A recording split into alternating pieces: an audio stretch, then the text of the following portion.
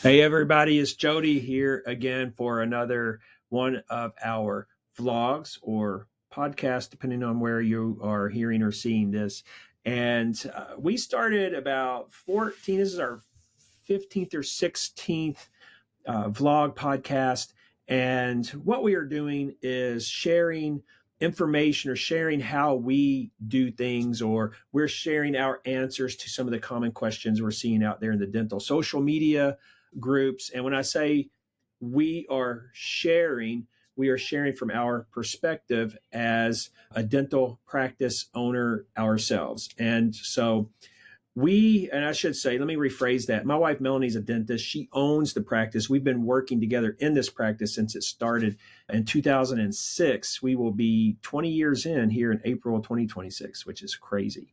And so what we've been doing is sharing through from our perspective based on our philosophy of how we built this practice here. A few years ago, we explicitly decided to not try to scale into multiple locations. That was one of the things for a long time. We thought, well, maybe do this. It has definitely been a trend over the last few years to do that. And so what we've done is we've really built Melanie's dream practice as a single location. And so our definition of her dream practice is a practice where she works part-time and mentors. She still sees some of her original patients, but she doesn't see very many patients. And her focus now is turning into mentoring and coaching our associate doctors.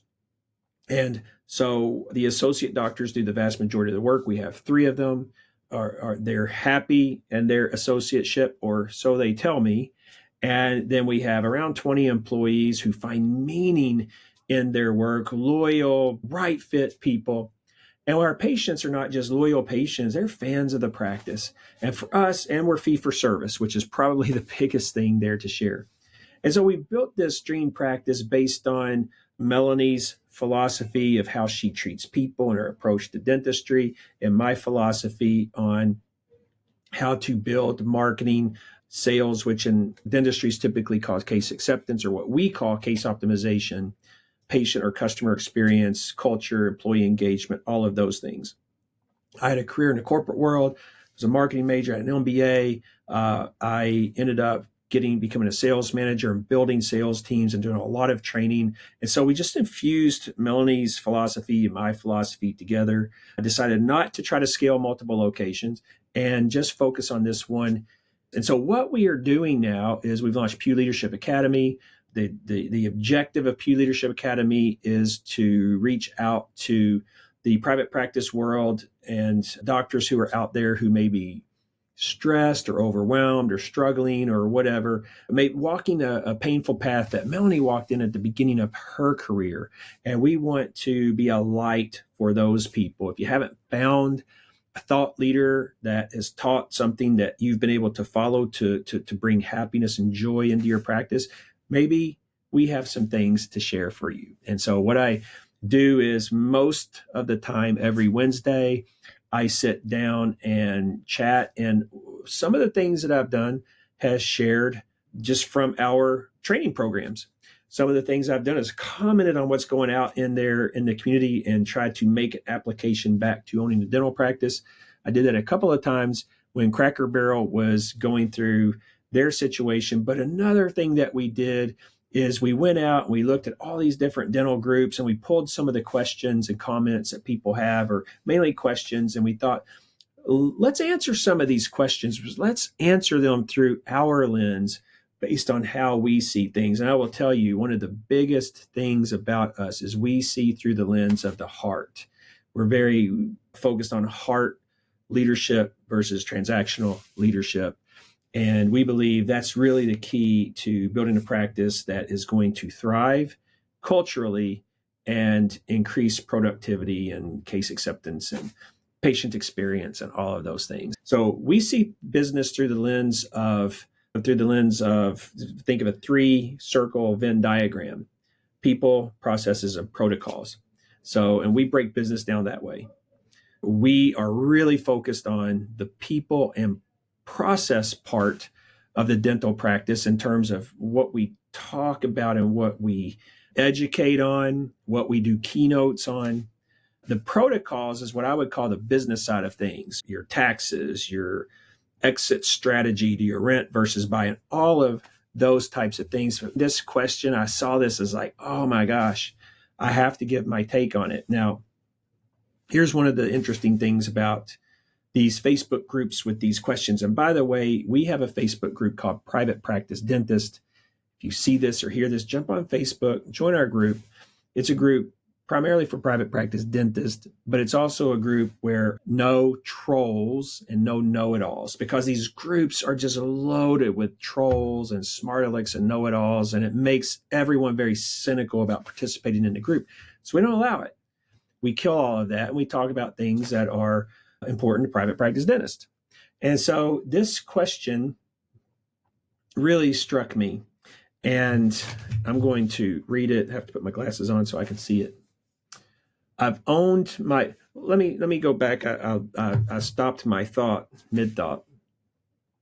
So the thing about these social media posts, people will post. So someone posts something like this. And here's what's really interesting to me. And I always sit back and go, roll my eyes a little bit. So you'll get people giving advice, and then you'll have smart alecks, trolls, and know-it-alls giving their thing.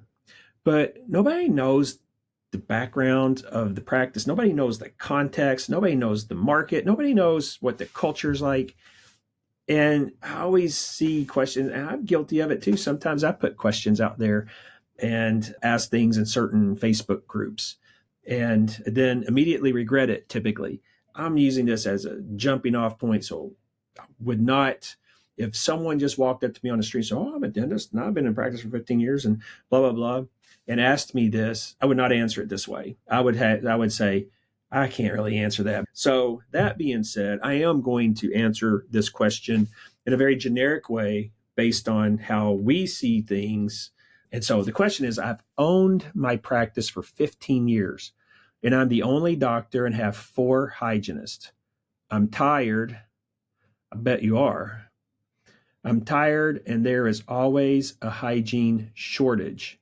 Not exactly sure if that means that they can't get patients in or to the hygiene, they don't have enough capacity for hygiene. I'm not really sure. How can I start to downsize, and what's the easiest way to drop at least 200 patients? So the first thing that hit me is, what are you, crazy?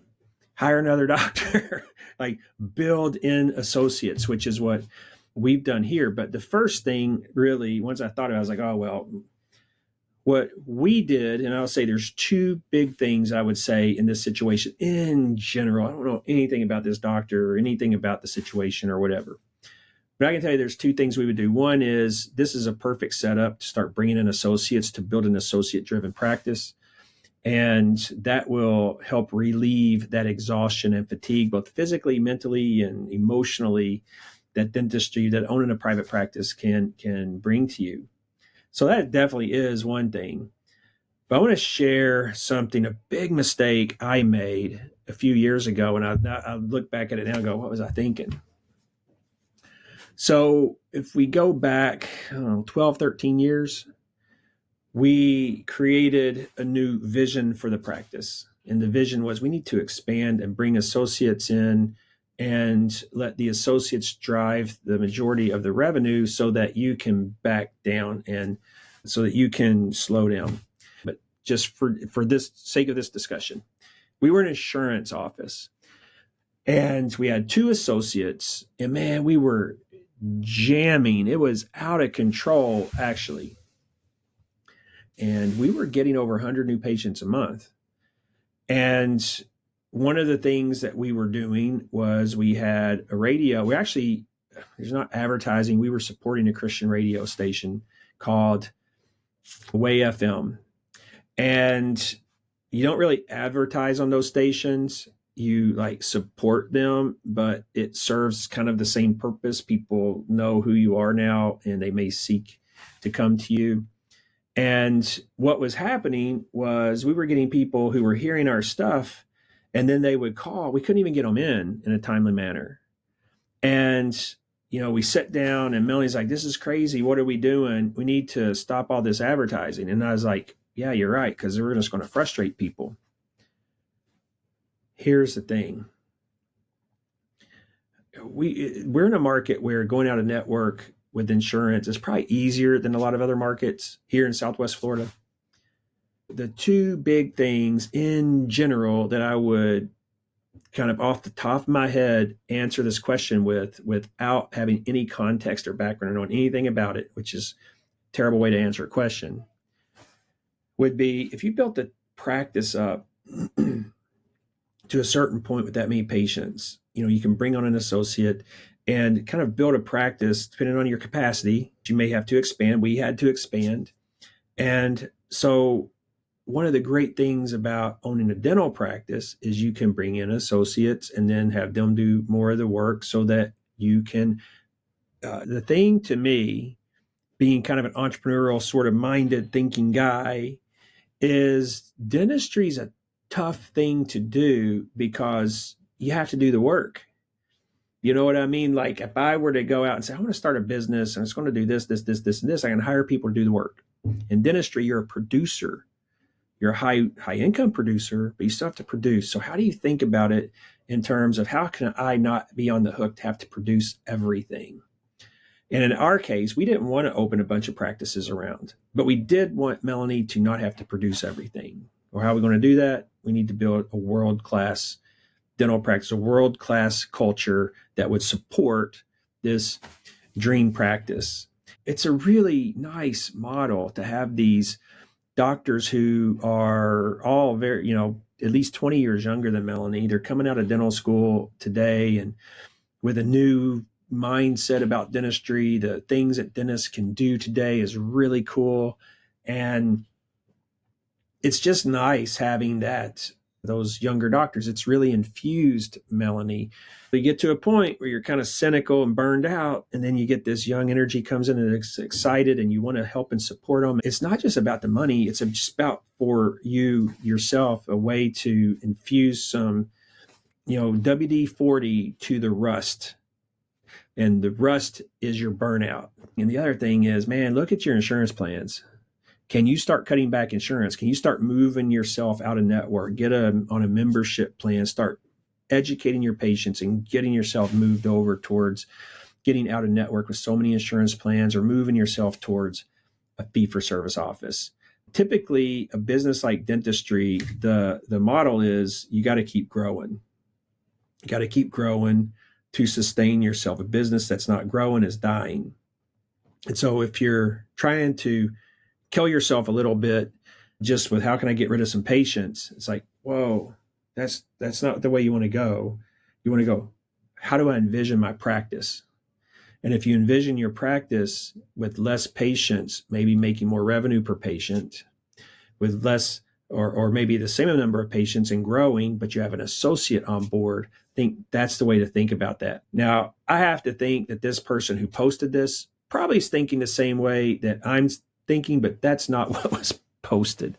So anyhow, I thought I would share that today because it was just one of those ones I saw. I was like, oh my gosh, like don't do that without get a consultant or do something, get some advice, get some help by someone who's an entrepreneurial coach or a dental coach or someone before you take that sort of radical step. I understand dental burnout from the perspective of a husband. I've seen it at its worst, just about, I guess you could say. And I know it is real. And that's why we launched Pugh Leadership Academy, is because Melanie had such a difficult time, stress and just being happy emotionally. Dentistry took a toll on her in the first several years of her being a dentist. And so what we want to do is help. If I could snap my fingers, I would snap them. And every doctor out there who owns a private practice, we would minimize or dissolve the stress and overwhelm and depression or whatever it is from that owning a dental practice brings when you don't know everything you need to know to be able to run a practice that brings you joy.